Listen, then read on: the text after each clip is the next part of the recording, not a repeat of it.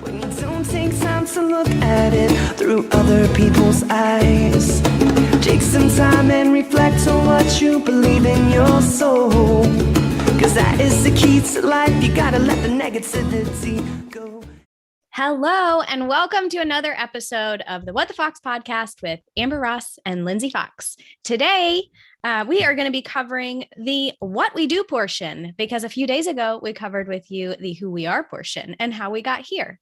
All of this is relevant because we're going to be sharing a lot of fun topics with y'all, and we are thrilled to get to do that. So today, I would love to kick us off with Lindsey, the life coach, sharing a little bit about what the heck is a life coach, Lindsey Fox?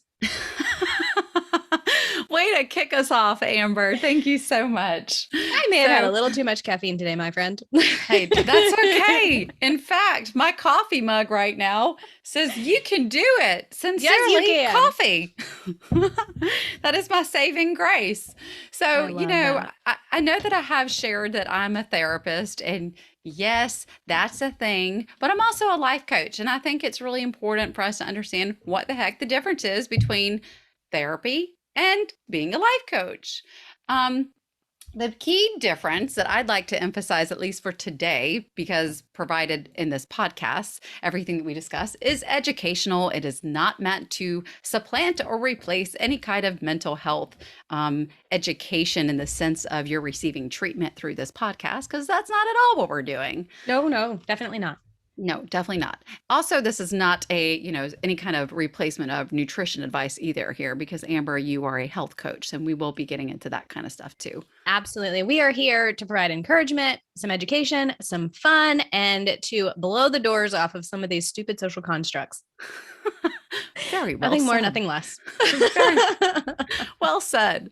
So the most notable difference between coaching and therapy is the fact that coaching does not provide treatment based on a mental health diagnosis, nor does it utilize a treatment plan based on a medical model, which is also known as a healthcare perspective, to treat a medical diagnosis. So that is not what we do as a life coach. That is a therapist's job. And so with that being said, so I actually happen to own a business called CBT Wellness Center. You can look at my website at cbtwellnesscenter.com. And CBT is known as cognitive behavioral therapy. The interesting part about that is that when you hear CBT, your mind says it's therapy, right? So as a life coach, What am I doing with a business called CBT Wellness Center? It is because not only am I a trauma-informed cognitive behavioral therapist, but I work as a cognitive behavioral coach. And so a CBT coach is still using some of the basic tenets and principles that you might see a CBT therapist utilizing. So cognitive behavioral therapy, what is it? What the heck does that mean? It is. Yes, please. Yes, tell me more. Tell me more. Tell me more. Tell me more. Yeah, exactly. That's what was playing in my head. Oh my goodness. It's okay. Be bold. Just sing it out loud. So a cognitive behavioral therapist, or the cognitive behavioral model, should I say, is based off Dr. Aaron Beck's approach of looking at how our negative automatic thoughts, aka self-limiting beliefs, really kind of drive front seat in the car and hijack our emotional experience. In turn, our emotions hijacked our actual, real, lived out life experience in terms of our behaviors and how we respond to our environment. So by way of our thinking patterns, aka self-limiting beliefs, it is really dictating the kind of life that we live. And so from a life coaching perspective, I'm able to apply transferable skills that I have as a therapist into the life coaching realm that I've acquired from, professional development, but also personal development in my academic experience to help my clients achieve their own personal development and or professional performance goals. And so it's not based off of a mental health diagnosis where I'm treating, something like, say, PTSD or Right. Depression or generalized anxiety. So life coaching is really painting with a broad brush, and it's not for subclinical symptoms or issues like that, where you're navigating more serious, problematic things that are affecting your life, so to speak. So I have to ask Lindsey that you did a really great job of explaining that. And I have a much clearer picture than I had before, but how did you get into or decide that you wanted to be a life coach? Like having done all of the academic requirements to be a therapist and, being where you are, what light bulb went off that said, you know what, I need to do this thing over here? I love that you asked this question. So just so our audience understands, we do not pre-script this podcast. No, oh gosh, no, we don't have that kind of brain capacity. Not to mention, like, I think the whole essence of this podcast is to be as authentic as humanly possible. Oh, absolutely.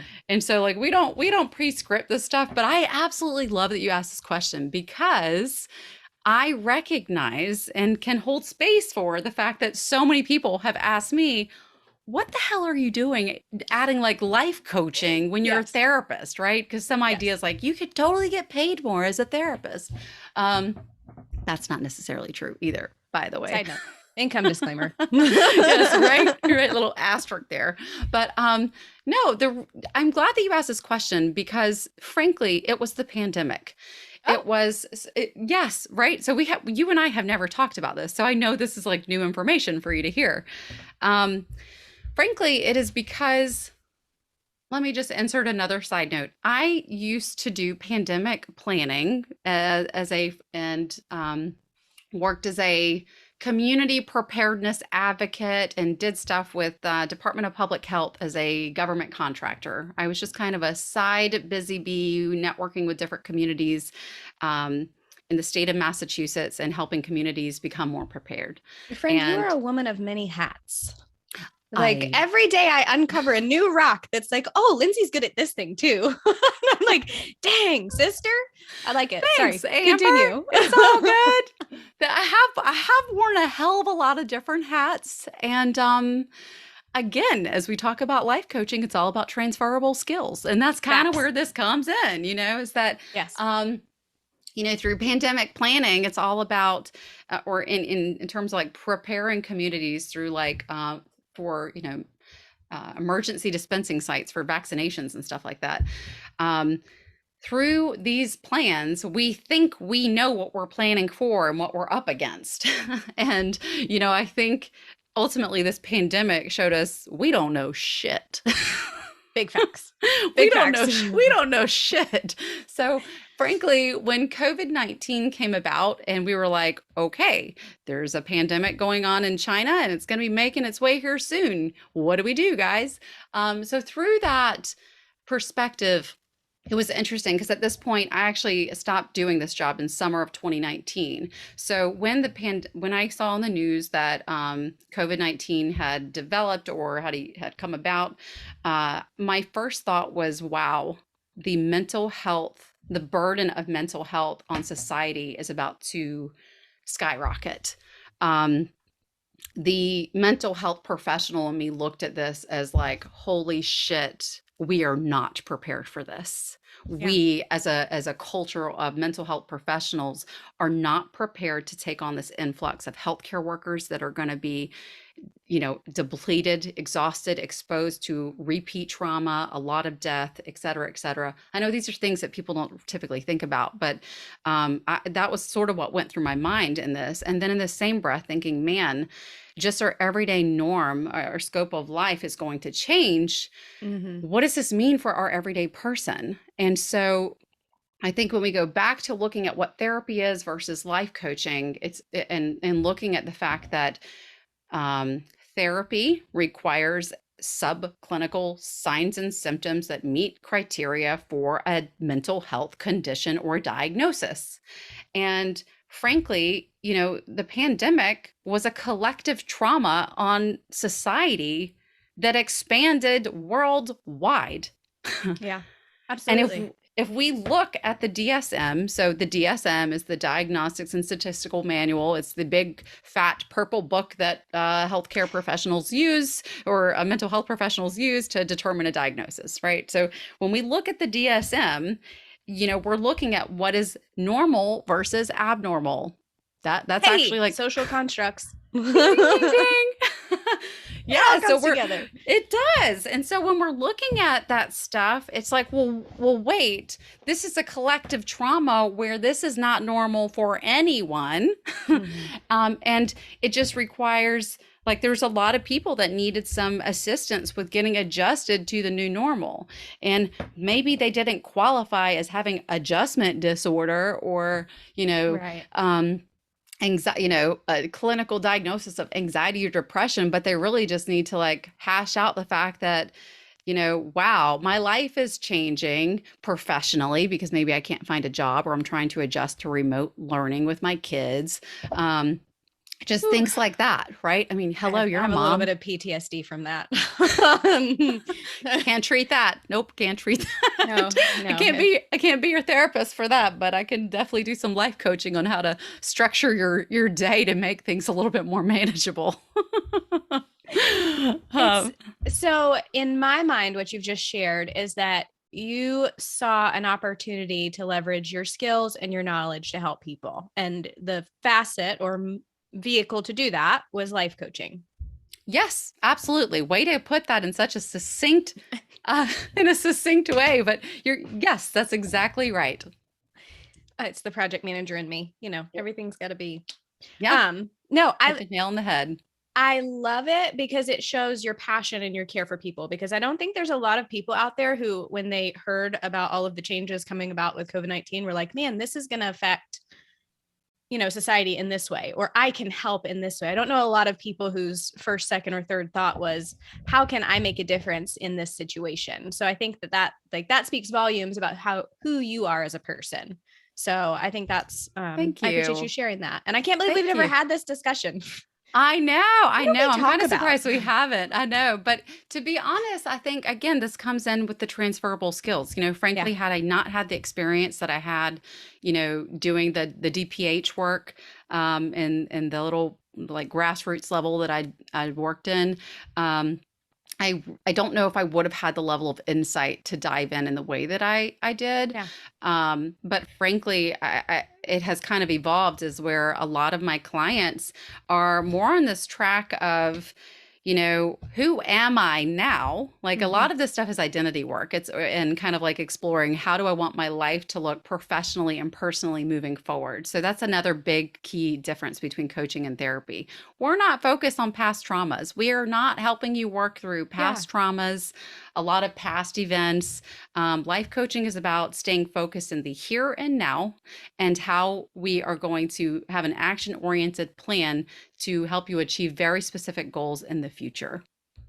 I think that's really important. And it's interesting to me because you and I have kind of a similar back history of how we got into what we're doing. Like, I am a health and wellness coach. My job is essentially to connect with people and leverage my transferable skills, my experiences, and connect them with proven tools and resources to rework their relationship with food, rework their relationship with fitness, because I have spent the majority of my life as an overweight person, being labeled as morbidly obese by doctors and being shamed and just dealing with, all the things that come with that, that our society labels as okay, which I vehemently disagree with.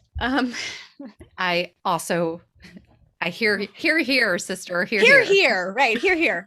This will be a topic on another podcast, I promise. Can't wait. It's going to be a big one. But I saw after the birth of my second child that I had completely lost who I was as a person. I no longer identified with anything outside of mom. And I didn't like who I saw in the mirror. I had a terrible relationship with food. I would hide and eat food. I would lie about things that I'd eaten, even though no one in my life cares. Like, sure, they care because they want me healthy. They don't care in a judgmental sense. Right. But it was incredibly unhealthy to the point where I started just sinking into what is actually a clinical depression. And I realized, I'm like, hey, we're not going to go here. I am the eternal optimist. I am glass half full. Like, this is not me. And my husband and I, actually, we did not have a talk. I like to say we had a talk. We had a talk in my head, and it was there. He was there in spirit. He was there in spirit. Yes. I signed us up for a couples challenge. I You did. said us. I signed us up. Oh, I sure did. I signed us up for a couples challenge. Probably a month after Hudson was born. And when he got home, I said, "Hey, we're doing this thing. Like, we're gonna really dial in our nutrition. We're gonna follow this plan. We're gonna work out together. We're gonna do all the things." And he was like, "Okay, like if that's That okay, is if that's what you want to awesome. do, like, okay." And obviously, Lindsay, Eric, he's very, That is so his personality. yeah, He he's is just like, just cool. he'll happy wife, happy life, baby. He just coasts with that Yeah. motto in mind at all times. And so when I did that, I had no inclination that I was going to somehow become a coach. I was following along with a team of coaches. I had an incredible supportive community. And probably about 6 weeks in, I was like, no, I need to share this with everyone. Like, I can absolutely speak to people and talk to people about this, Yeah. and more people to spread this word is goodness, because this is healing work. And it's healing from a standpoint of breaking down diet culture, breaking down the idea, and this is where it connects to you, that society thinks we should be a certain size, we should look a certain way, we should, have a certain amount of muscle Yeah. mass, we should be a certain Yeah. weight. Like, It's those are bullshit. not the things I do. Like, that is not it, friend. No, Like, that is so not you either. That is not your approach to this at all. no, I'm working on healing, and it is a little bit about healing past traumas with food, right? And healing some of those addictions and some of those like inclinations and habits. It's just restructuring the way that you look at fitness and nutrition, because I used to earn food. Like, in my mind, if I ate a Mhm. piece of pizza, I had to go to the gym for 2.5 hours. Like, that was logical. I look back now and I'm like, do what? Like, the day you were born, you earned the right to eat food, friend. Amen. Like, Amen. that Yes. is just, it's not it. So I love that I got to hear the passion in your voice that led you to where you are, because I feel that very similarly. I want to help Yeah. people, and when I was already coaching when COVID happened, but it opened up a lot of different doors for me, and it opened up a lot of opportunities for me to meet people in a season where they're finally like, you know what? Yes, I am going to focus in on my nutrition. Yes, this is Yes. important. Like, yes, we can control an aspect of our health by focusing on what we put in our bodies. Like, Absolutely, man. I hear that through and through. it's I saw the same thing as a life coach. There's a yeah. lot of action-oriented people that are saying, "All right, I'm ready right now. Let's jump in it." Yeah. And ultimately, like, someone said this when I first started on my fitness journey, and it stuck with me. If you want it done, you've got to make it fun. And like, I resonate with that. Like, I 100% align with that, because if it's not fun, I am going to peace out. Now, it does not have Yep. to be like nonstop fun all the time, but there has to be fun aspects of it. And for me, that's the community piece and getting to help other people find the things that I've found along the way. Absolutely. And this is where I think this passion project of us having this podcast is huge because, we're going to be touching on things that a lot of people maybe don't create time or space to talk about, but they are super important conversations where someone's got to do it, right? Someone's got to Yeah. lean in. Hey, I'm here. I'm leaning. Yeah. Let's go. That's right. So, with that being said, I'm so glad that everyone could kind of learn a little bit more about us, who we are, what we're bringing to the table, and can kind of have a better idea of what to look forward to. I will say that, because we are kicking off here in January, the beginning of the new year, Whoop, whoop. right? So our goal is really to have some monthly themes so that we can kind of stay on target each month, with we'll call it like mini series, I guess, for each month with a certain kind of a theme. So for this month, we were just thinking the theme of detox, acceptance, change. That's just a big part of entering a new year that I think everyone can Absolutely. relate to, right?